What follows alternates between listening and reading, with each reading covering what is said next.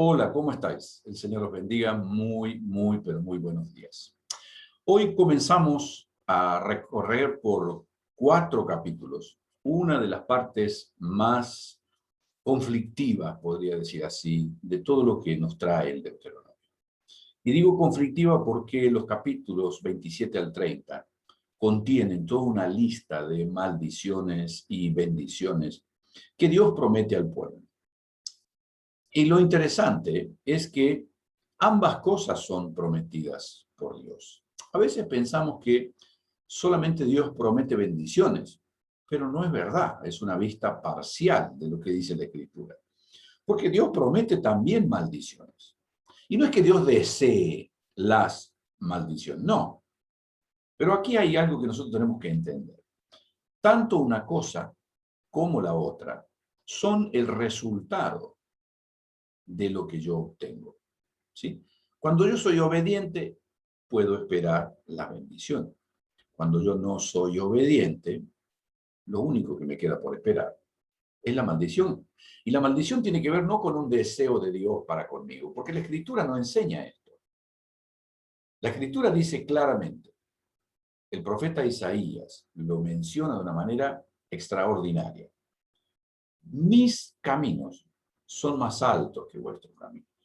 Mis pensamientos son más altos que vuestros pensamientos. Es decir, Dios siempre piensa el bien, desea, anhela el bien para nosotros. Pero dice, bueno, si ustedes no lo quieren, si ustedes lo desechan, pues bien, este va a ser el resultado. Esa es la cuestión. No es que yo puedo manipular a Dios y porque yo soy muy obediente, Dios está total y plenamente obligado a darme toda... No. No funciona así. No funciona así. Aquí hay algo que nosotros tenemos que reconocer. Dios es enormemente bueno. Y la bondad de Dios está hecha palabra, por así decirlo, ¿no? Este capítulo 27 empieza con una orden clara. El pueblo debe construir un altar con piedras, escribir en esas piedras la ley, y así como en Egipto, por ejemplo, lo vemos los jeroglíficos, ¿sí? Transmitían toda una serie de enseñanzas. Pues bien, Israel debería recubrir esas piedras con cal y luego, sobre la cal, escribir la ley. Luego vemos la edificación del altar, este que se había construido, ¿sí? Con una ceremonia de dedicación que con total intención se realiza en 2 lugares diferentes. Es decir, el altar era uno, pero la dedicación del altar se hacía en 2 lugares diferentes, ¿sí? Para recordatorio al pueblo, dice el versículo 9, Moisés con los sacerdotes y levitas habló a todo Israel diciendo, guarda silencio y escucha, oh Israel. Hoy ha venido a ser el pueblo de Jehová tu Dios. Oirás pues la voz de Jehová tu Dios, cumplirás sus mandamientos y sus estatutos que yo te ordeno hoy. Tiene lógicamente esta perspectiva. Es lo que nosotros podríamos llamar un hilo fundacional. Es decir, aquello que Israel estaba haciendo en ese momento es, en muchos lugares cuando se va a inaugurar un edificio o algo así, se pone como una especie de monumento y que servirá como recordatorio a los que de pronto 200, 300, 500 años después van y dicen, ah, esta es la placa recordatoria. Bueno, este es el momento en el que cuando Israel entraría a la tierra prometida debería construir este altar y ahí debería estar escrita la ley. Lógicamente, tiene de alguna manera una solemnidad en la cual el pueblo solo debía guardar silencio. Y la solemnidad se percibe, ¿por qué? Porque participan Moisés, los levitas y el pueblo. Nadie está ausente. Y observamos que todos los verbos que se encuentran en esta oración son órdenes que deben ser obedecidas. Guardar silencio, escuchar y cumplir. Desde el versículo 11 al 13 hay una extraña división. Las tribus que llevaban el nombre de las esposas de Jacob pronunciarán la bendición. pero las tribus que identifican a los hijos de las esclavas pronunciarían la maldición. ¿Por qué es esto? No lo sabemos. No lo sabemos. Podemos hacer muchas conjeturas, pero saber por qué no hay una explicación lógica. Podríamos, por ejemplo, decir que Rubén, si bien era el primogénito de Jacob, había perdido su primogenitura porque había tenido relaciones sexuales con una de las esclavas que a su vez tenía hijo con Jacob, con Bila. Esto lo podemos encontrar a través del Génesis en el capítulo 35. Y también vemos a Zabulón, ¿sí? Que está siendo hijo, está junto con los hijos de las esclavas. ¿Por qué? No lo sabemos. Lo de Rubén es una posibilidad, pero de Zabulón no hay nada que permita ver esto, ¿sí? El relato de todo esto que se nombra aquí lo encontramos en el capítulo 24 de Josué. Es decir, Israel obedece literalmente, ¿sí? Así como había estado dicho. Se observan 12 maldiciones en este capítulo, 12 maldiciones, que luego del pueblo oírlas debería decir amén, como apoyándola. Es decir, se lee una maldición y el pueblo dice amén, si yo no lo obedezco me va a pasar esto. Sí, Señor, estoy de acuerdo que me pase eso. ¿Sí? Esto indicaba que el pueblo iba a asumir las consecuencias de lo que estaban oyendo. Y aquí cabe la pregunta, ¿qué implica la maldición? Bíblicamente, ¿qué significa maldición? Porque muchas veces oímos, bueno, maldición significa decir mal de alguien o desearle el mal a alguien.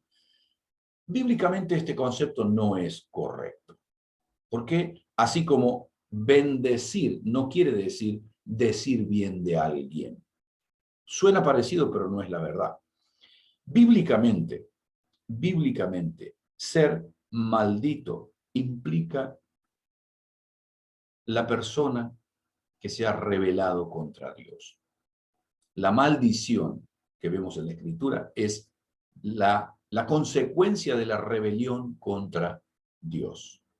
Ahora, está claro que seguramente vendrán los detractores a decir que no, porque Jesús no puede ser maldito, Jesús no se rebeló y por qué la Biblia dice que... No, entendamos, los seres humanos, no estoy hablando de Jesús. Cuando nosotros desobedecemos la Escritura, abrimos la puerta a la maldición. Eso lo enseña la Escritura. Por eso mismo yo creo que es importante. En el Nuevo Testamento no encontramos, bajo ningún punto de vista, a ningún ministro que maldiga a nadie, ni instrucciones de que alguien maldiga a otro. Al contrario, el regocijo de la iglesia viene cuando alguien se arrepiente y se convierte. No existe la posibilidad de que alguien que pretenda servir a Dios maldiga a otro. La maldición viene por la desobediencia, por la rebelión. Se abre una puerta a la maldición. En el capítulo 28 observamos que ahora sí es Moisés quien toma la palabra. Y comienza desde el versículo 3 y hasta el 14, con una serie de bendiciones que promete al pueblo. Y estas bendiciones apuntan a lugares en la ciudad y en el campo, a los frutos del vientre, de las cosechas, de los ganados, a la comida, habla de la canasta y la mesa de amasar, los lugares en que esa bendición sería recibida, en la casa y en la calle. Respecto a la guerra se asegura la victoria.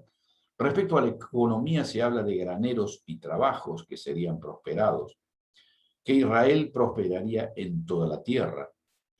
Se habla allí también del establecimiento de Israel como pueblo especial para Dios. Se habla de un respeto de las demás naciones hacia Israel. Se habla de abundancia de hijos, de bienes, de cosechas. Israel se convertiría en proveedor de otras naciones y sería cabeza de naciones. Tristemente, estos versículos han sido utilizados desde el púlpito en iglesias cristianas para decir un montón de cosas que la Biblia no dice para los cristianos. ¿Sí? ¿Por qué? Por una simple razón. Todas estas bendiciones son bendiciones que están literalmente relacionadas con Israel, con ese momento histórico y con el ingreso de Israel a la tierra prometida. Ahora, permítame explicarle por qué creo, perdóneme la vehemencia, pero creo totalmente que lo que aquí estamos encontrando, cuando nosotros pensamos, ¿cuál es la tierra prometida que Dios se comprometió a darle a los cristianos? ¿Cuál es la tierra prometida en la que nosotros vamos a estar plenos? Déjeme que le lea lo que dice Jesús en este aspecto. No os hagáis tesoros en la tierra, donde la polilla y el orín corrompe, donde ladrones minan y hurtan, mas haceos tesoros en el cielo, donde ni la polilla ni el orín corrompe, donde los ladrones no minan ni hurtan. El apóstol Pablo en Colosenses capítulo 3, versículo 2 dice, poned la mira en las cosas de arriba y no en las de la tierra. Obviamente no estoy alentando a que nosotros despreciemos las cosas que tenemos en la tierra. Simplemente la reflexión como cristianos es, así como a Israel se le prometió tierra, riquezas y dinero, a nosotros se nos promete cosas que son mucho más perecederas, pero que las tendremos en el cielo y no en esta tierra. ¿Por qué? Porque mientras estemos en la tierra, teniendo para comer, para dormir y para poder vivir dignamente, es más que suficiente. No necesitamos tener mucho dinero.